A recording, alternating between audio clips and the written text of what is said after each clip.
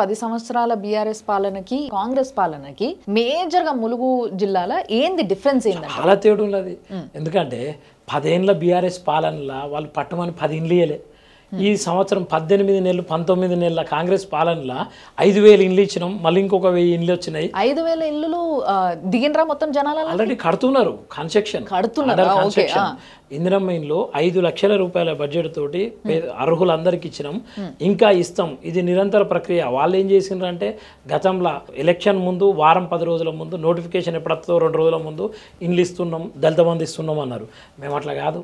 రైతుకు ఉద్యోగస్తునికి లేదు అనుకుంటే ఒక నిరుద్యోగికి ఏం కావాలి, మనం ఏమి ఇవ్వాలనేది ఎక్సైజ్ గవర్నమెంట్ వచ్చిన రోజు నుంచే మా సీఎం గారు, మా మంత్రులు, ఎమ్మెల్యేలు అందరూ ఎప్పటికప్పుడు సమీక్షించుకుంటూ పనిచేస్తూ ప్రజలలో ఉంటున్నారు, పనిచేస్తున్నారు. ఇంకొకసారి ఇంతకుముందు రైతు బంధు, ఇప్పుడు రైతు భరోసా ఏదైతే ఉందో పెంచిండ్రు, సంతోషం. రైతులకు నిజంగా చెప్పాలంటే సరిపోత లేకుండే అనేసి పాత గవర్నమెంట్ల కంప్లైంట్స్ విన్నాం, కొన్ని కాదనడానికి లేదు.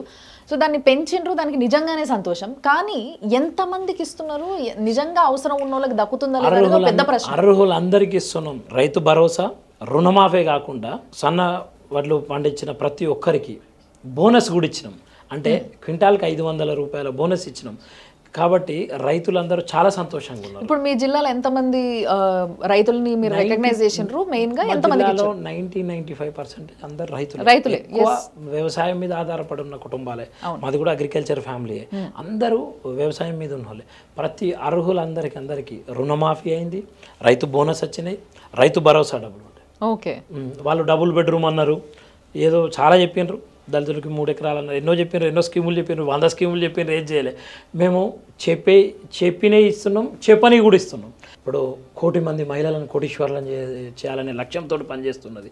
అంటే ఈ కాంగ్రెస్ సర్కార్ ఎట్లా అంటే నిరంతరం ప్రజాపక్షపాతి, ప్రజల కోసం పనిచేసేటోళ్ళు.